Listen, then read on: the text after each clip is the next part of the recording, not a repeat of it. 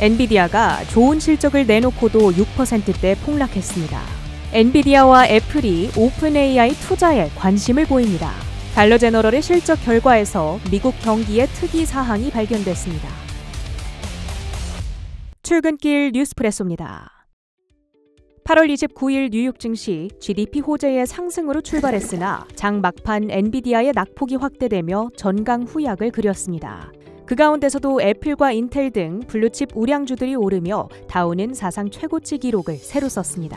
어닝 비트의 가이던스 비트, 자사주 매입까지 발표한 엔비디아가 6.4% 하락했습니다. 좋았던 실적에도 주가가 하락한 이유, 한마디로 눈높이가 너무 높았던 탓인데요. 엔비디아의 2분기 매출은 전년 대비 122% 늘어났죠. 2배 이상 급증한 것이니 사실 이는 객관적으로 엄청난 성장입니다. 하지만 이전 3개 분기에 기록한 300%대의 폭발적인 성장과 비교해서는 둔화된 것이 사실이죠. 주가 하락의 또 한 가지 이유, 바로 가이던스인데요. 3분기 매출 가이던스는 325억 달러. 이는 월가의 평균 기대치였던 319억 달러보다는 높았으나 최대 추정치였던 379억 달러는 밑돌았습니다. 한편 주가 반응은 좋지 못했으나 월가 IB들이 잇따라 엔비디아에 대한 매수콜을 보내왔습니다. 실적 발표 이후 매수 의견을 새롭게 제시하거나 재확인한 기관은 21개, 가장 강력하게는 키방크가 180달러의 목표가를 제시하며 53%의 추가 상승 여력을 점쳤는데요. 월가 IB들 전체의 목표가 평균은 150달러, 지금보다 27.6%의 업사이드입니다. 엔비디아의 이 같은 급락에도 증시가 버틴 데에는 시총 1위 애플이 오른 점도 한몫했는데요. 간밤 CT가 AI 탑픽 종목으로 애플을 선정하며 목표가 255달러를 제시했습니다. 연율 78.4%의 빠른 속도로 확대되는 AI 스마트폰 시장에서 애플의 아이폰이 제공하게 될 기능들이 매우 핵심적이라고 지적합니다. 미국판 다이소, 달러 제너럴이 가이던스 실망감에 32% 폭락했습니다. 그런데 달러 제너럴의 실적 결과 속 현재 미국 경기 상황을 보여주는 흥미로운 지점이 있습니다. 실적을 쭉 보니 매 분기 마지막 달 매출이 급격하게 저하했는데 이는 제한된 예산 속에서 마지막 달로 갈수록 쓸 수 있는 돈이 거의 고갈돼서 나타난 현상이란 분석입니다. 즉 달러 제너럴의 주 고객인 저소득층이 체감하는 소비, 경기 압박이 강하다는 것을 시사하는 거죠. 뿐만 아니라 고객들을 대상으로 설문을 치른 결과 30%의 응답자는 신용카드 한도가 초과됐다고 답변했는데요. 현재 미국 경기가 침체를 피해가고 있는지는 몰라도 빈익빈 부익부, 즉 부의 양극화는 심화되고 있음을 보여줍니다.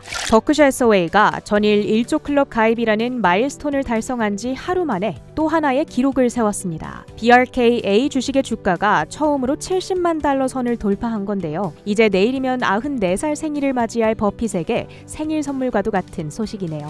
BNPL, 후불결제 대표주자 어펌이 기대 이상의 매출에 예상보다 적은 손실폭을 기록한 뒤 30%대 급등했습니다.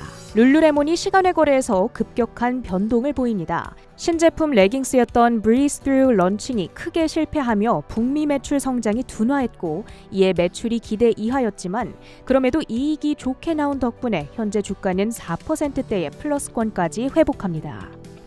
출근길 뉴스프레소 헤드라인입니다. 간밤에 공개된 경제 지표들이 미국 경제의 회복력에 탄탄한 뒷받침을 해줬습니다. 2분기 GDP는 3% 증가하여 1분기 확정치였던 1.4%에 비해 크게 개선된 모습을 보였습니다. 예상보다 견고한 소비력이 경제 성장률을 지탱할 것으로 보이며 이에 따라 시장은 회복 궤도에 올라선 것으로 해석이 됩니다. 이 고용시장 역시나 양호한 흐름을 이어가고 있습니다. 신규 실업수당 청구 건수는 전주 대비 2,000건 줄어든 23만 1,000건으로 발표되었으며 이러한 감소세는 고용시장의 개선을 의미하고 이에 따라 소비 여력 또한 개선될 것이라는 기대감을 안겨줬습니다. 이제 시장의 관심은 30일 공개될 PCE 지수로 쏠리고 있습니다. 민간 소비가 경제의 약 70%를 차지하는 만큼 PCE는 연준이 가장 선호하는 주요 경제 지표 중에 하나인데요.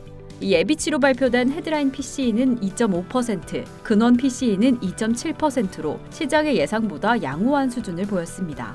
이 예비치가 그대로 분위기를 가져간다면 6월보다 상승폭이 확대될 것으로 보여집니다. 이처럼 이렇게 확인된 회복력은 미국 경제가 불안하지 않으며 연착륙을 조율하기에 충분한 여건이 마련되어 있다는 점을 시사하고 있습니다. 애플과 엔비디아가 AI 시장 투자에 더 적극적으로 나설 계획입니다.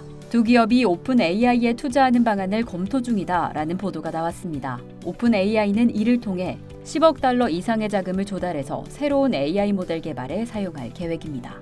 구체적인 투자 규모는 아직 알려지지 않았지만 이와 같은 움직임, 기술 기업 간의 AI 경쟁이 이미 격화되고 있으며 앞으로 조금 더 치열해질 것임을 시사합니다. 현재 오픈 AI의 최대 투자자인 마이크로소프트의 영향력 확대를 견제하려는 전략, 그리고 AI 분야에서 입지를 더 강화하려는 두 기업의 노력이 엿보입니다.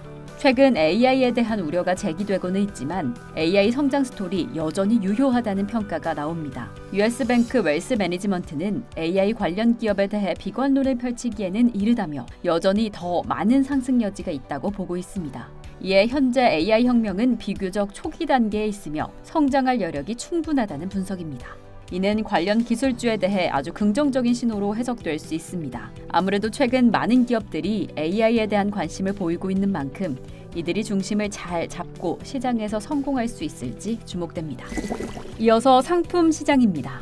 금리 인하에 대한 기대감에 따라 안전자산인 금값이 상승세를 보이고 있습니다. 리비아의 생산 차질과 이라크의 감산 소식에 힘입어 WTI 가격도 상승했고요. 미국의 국채금리 소폭 상승세 보여줍니다. 10년물 국채금리는 2bp 오른 3.861%로 거래되었으며 2년물 국채금리는 2.9bp 상승했습니다. 비트코인은 최근 미국 경제 지표의 호조로 인해서 한때 6만 달러 선을 회복해줬습니다.